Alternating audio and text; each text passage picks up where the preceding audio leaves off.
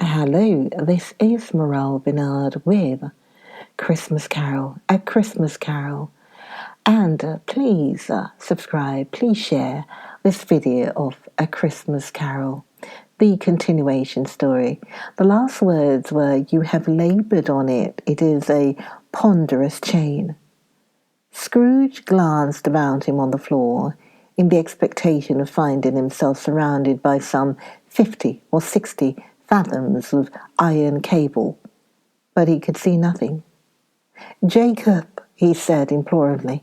"Oh, Jacob Marley, tell me more. Speak comfort to me, Jacob." "I have none to give," the ghost replied. "It comes from other regions, Ebenezer Scrooge, and is conveyed by other ministers to other kinds of men. Nor can I tell you what I would. A very little more is all permitted to me. I cannot rest. I cannot stay. I cannot linger anywhere. My spirit never walked beyond our counting house, mark me. In life my spirit never roved beyond the narrow limits of our money-changing hole, and weary journeys lie before me." It was a habit with Scrooge, whenever he became thoughtful, to put his hands in his breeches pockets. Pondering on what the ghost had said, he did so now, but without lifting up his eyes or getting off his knees. "You must have been very slow about it, Jacob," Scrooge observed in a business-like manner, though with humility and deference.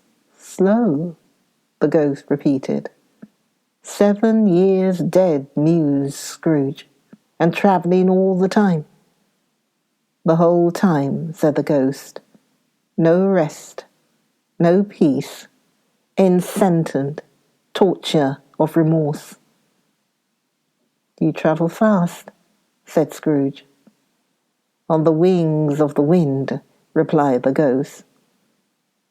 "You might have got over a great quantity of ground in 7 years," said Scrooge. The ghost, on hearing this, set up another cry, and clanked its chain so hideously in the dead silence of the night that the ward would have been justified in indicting it for a nuisance. "O captive bound and double-ironed," cried the phantom, "not to know that ages of incessant labour by immortal creatures for this earth must pass into eternity before the good of which it is susceptible is all developed. Not to know that any Christian spirit working kindly in its little sphere, whatever it may be, will find its mortal life too short for its vast means of usefulness. Not to know that no space of regret can make amends for one's life's opportunities misused. Yet such was I. Oh, such was I."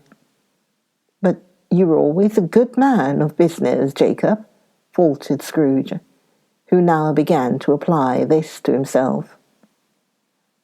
"Business," cried the ghost, wringing its hands again. "Mankind was my business. The common welfare was my business. Charity, mercy, forbearance, and benevolence were all my business.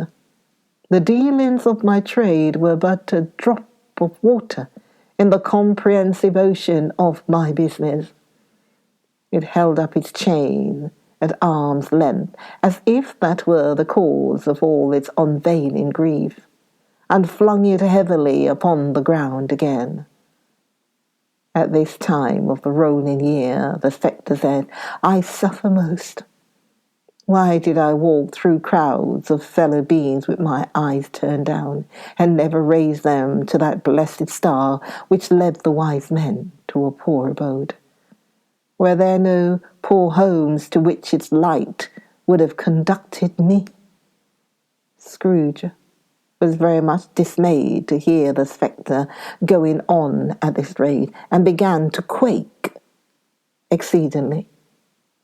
"Hear me," cried the ghost. "My time is nearly gone. I will, said Scrooge, but don't be hard upon me. Don't be flowery, Jacob, pray. How it is that I appear before you in a shape that you can see, I may not tell. I have sat invisible beside you many and many a day. It was not an agreeable idea. Scrooge shivered and wiped the perspiration from his brow. That is no light part of my penance, pursued the ghost. I'm here tonight to warn you that you have yet a chance and hope of escaping my fate, a chance and hope of my procuring. Ebenezer, you were always a good friend to me, said Scrooge. Thank ye. You will be haunted, resumed the ghost, by 3 spirits. Scrooge's countenance fell almost as low as the ghost had done. Is that the chance and hope you mentioned, Jacob? He demanded in a faltering voice. It is. I think I'd rather not, said Scrooge. Without their visit, said the ghost, you cannot hope to shun the path I tread. Expect the first tomorrow, when the bell tolls 1. Couldn't I take 'em all at once and have it over, Jacob? Hinted Scrooge. Expect the second on the next night at the same hour, the third upon the next night when the last stroke of 12 has ceased to vibrate. Look to see me no more, and look that, for your own sake, you remember what has passed between us. When it had said these words, the spectre took its wrapper from the table and bound it round its head as before. Scrooge knew this by the smart sound its teeth made when the jaws were brought together by the bandage. He ventured to raise his eyes again, and found his supernatural visitor confronting him in an erect attitude, with its chain wound over and about its arm. The apparition walked backward from him, and at every step it took, the window raised itself a little, so that when the spectre reached it, it was wide open. It beckoned Scrooge to approach, which he did. When they were within 2 paces of each other, Marley's ghost held up its hand, warning him to come no nearer. Scrooge stopped. Not so much in obedience as in surprise and fear, for on the raising of the hand he became sensible of confused noises in the air, incoherent sounds of lamentation and regret, wailings inexpressibly sorrowful and self-accusatory. The spectre, after listening for a moment, joined in the mournful dirge, and floated out upon the bleak, dark night. Scrooge followed to the window, desperate in his curiosity. He looked out. The air was filled with phantoms, wandering hither and thither in restless haste and moaning as they went. Every one of them wore chains like Marley's ghost. Some few, they might be guilty governments, were linked together, none were free. Many had been personally known to Scrooge in their lives. He had been quite familiar with one old ghost in a white waistcoat, with a monstrous iron safe attached to its ankle, who cried piteously at being unable to assist a wretched woman with an infant whom it saw below upon the doorstep. The misery with them all was clearly that they sought to interfere for good in human matters and had lost the power forever. Whether these creatures faded into mist or mist enshrouded them, he could not tell. But they and their spirit voices faded together, and the night became as it had been when he walked home. Scrooge closed the window and examined the door by which the ghost had entered. It was double-locked, as he had locked it with his own hands, and the bolts were undisturbed. He tried to say humbug, but stopped at the first syllable. And being from the emotions he had undergone, or the fatigues of the day, or his glimpse of the invisible world, or the dull conversation of the ghost, or the lateness of the hour, much in need of repose, went straight to bed, without undressing, and fell asleep upon the instant. When Scrooge awoke, it was so dark that looking out of bed he could scarcely distinguish the transparent window from the opaque walls of his chamber. He was endeavouring to pierce the darkness with his ferret eyes when the chimes of the neighbouring church struck the 4 quarters. So he listened for the hour. To his great astonishment, the heavy bell went on from 6 to 7, and from 7 to 8, and regularly up to 12, then stopped. 12. It was past 2 when he went to bed. The clock was wrong. An icicle must have got into the works. 12.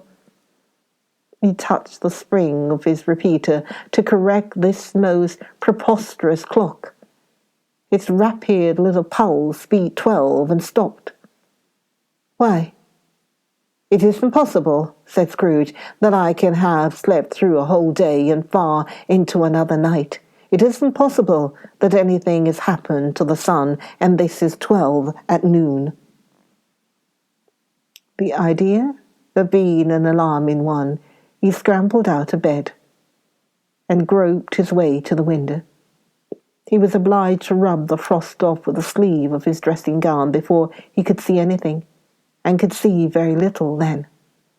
All he could make out was that it was still very foggy and extremely cold, and that there was no noise of people running to and fro and making a great stir, as there unquestionably would have been if night had beaten off bright day and taken possession of the world.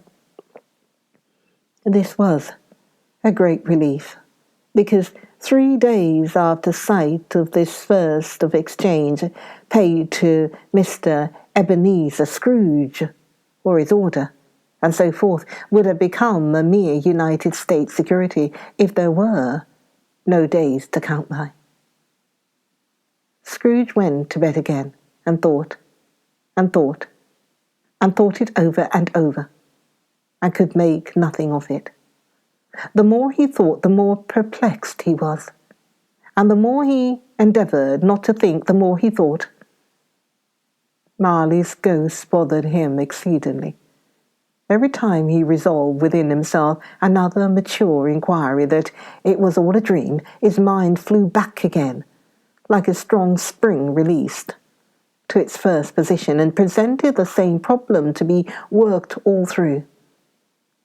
Was it a dream or not? Scrooge lay in this state until the chime had gone 3 quarters more, when he remembered, on a sudden, that the ghost had warned him of the visitation when the bell tolled 1. He resolved to lie awake until the hour was past, and considering that he could no more go to sleep than go to heaven, this was perhaps the wisest resolution in his power. The quarter was so long that he was more than once convinced he must have sunk into a doze unconsciously and missed the clock. At length it broke upon his listening ear.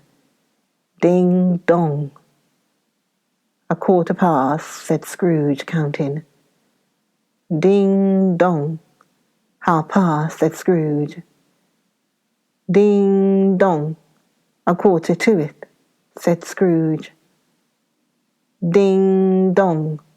The hour itself, said Scrooge triumphantly, and nothing else. He spoke before the hour bell sounded, which it now did with a deep, dull, hollow, melancholy 1. Light flashed up in the room upon the instant, and the curtains of his bed were drawn. The curtain of his bed were drawn aside, I tell you, by a hand. Not the curtains at his feet, nor the curtains at his back, but those to which his face was addressed. The curtains of his bed were drawn aside, and Scrooge, starting up into a half-recumbent attitude, found himself face to face with the unearthly visitor who drew them, as close to it as I am now to you, and am standing in the spirit at your elbow. It was a strange figure, like a child, yet not so like a child as like an old man, viewed through some supernatural medium, which gave him the appearance of having receded from the view and been diminished to a child's proportions. Its hair, which hung about its neck and down its back, was white, as if with age, and yet the face had not a wrinkle in it, and the tenderest bloom was on the skin. The arms were very long and muscular, the hands the same, as if its hold were of uncommon strength. Its legs and feet, most delicately formed, were like those upper members bare. It wore a tunic of the purest white, and round its waist was bound a lustrous belt, the sheen of which was beautiful. It held a branch of fresh green holly in its hand, and in singular contradiction of that wintry elm, had its dress trimmed with summer flowers. But the strangest thing about it was that, from the crown of its head, there sprang a bright, clear jet of light, by which all this was visible, and which was doubtless the occasion of its using, in its duller moments, a great extinguisher for a cap, which it now held under its arm. Even this, though, when Scrooge looked at it with increasing steadiness, was not its strangest quality. For as its belt sparkled and glittered, now in one part and now in another, and what was light one instant at another time was dark, so the figure itself fluctuated in its distinctiveness, being now a thing with one arm, now with one leg, now with 20 legs, now a pair of legs without a head, now a head without a body, of which dissolving parts no online would be visible in the dense gloom therein. They melted away. And in the very wonder of this, it would be itself again, distinct and clear as ever. "Are you the spirit, sir, whose coming was foretold to me?" asked Scrooge. "I am." The voice was soft and gentle, singularly low, as if instead of being so close behind him, it were at a distance. "Who and what are you?" Scrooge demanded. "I am the ghost of Christmas past." "Long past?" inquired Scrooge, observant of its dwarfish stature. "No, your past." Perhaps Scrooge could not have told anybody why, if anybody could have asked him, but he had a special desire to see the spirit in his cap, and begged him to be covered. "What," exclaimed the ghost, "would you so soon put out with worldly hands the light I give?" Is it not enough that you are one of those whose passions made this cap, and forced me through whole trains of years to wear it low upon my brow? Scrooge reverently disclaimed all intention to offend, or any knowledge of having wilfully bonneted the spirit at any period of his life. He then made bold to inquire what business brought him here. "Your welfare," said the ghost. Scrooge expressed himself quite obliged, but could not help thinking that a night of unbroken rest would have been more conducive to that end. The spirit must have heard him thinking, for it said immediately, "Your reclamation, then. Take heed." It put out its strong hand as it spoke, and clasped him gently by the arm. "Rise and walk with me." It would have been in vain for Scrooge to plead that the weather and the hour were not adapted to pedestrian purposes, that bed was warm and the thermometer a long way below freezing, that he was clad but lightly in his slippers, dressing gown and nightcap, and that he had a cold upon him at that time. The grasp, though gentle as a woman's hand, was not to be resisted. He rose, but finding that the spirit made towards the window, clasped its robe in supplication. "I am a mortal," Scrooge remonstrated, "and liable to fall." "Bear but a touch of my hand there," said the spirit, laying it upon his heart, "and you shall be upheld in more than this."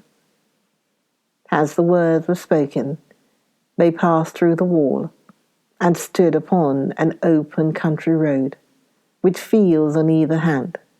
The city had entirely vanished. Not a vestige of it was to be seen. The darkness and the mists had vanished with it, for it was a clear, cold winter day with snow upon the ground. "Good heaven," said Scrooge, clasping his hands together as he looked about it. "I was bred in this place. I was a boy here." The spirit gazed upon him mildly. Its gentle touch, though it had been light and instantaneous, appeared still present to the old man's sense of feeling. He was conscious of 1,000 odours floating in the air, each one connected with 1,000 thoughts and hopes and joys and cares long, long forgotten. "Your lip is trembling," said the ghost. "And what is that upon your cheek?" You are listening to A Christmas Carol. What is that upon your cheek? You are listening to A Christmas Carol with me, Morel Benard. So, please subscribe and please share the video. And see you for the next video of A Christmas Carol. Bye now.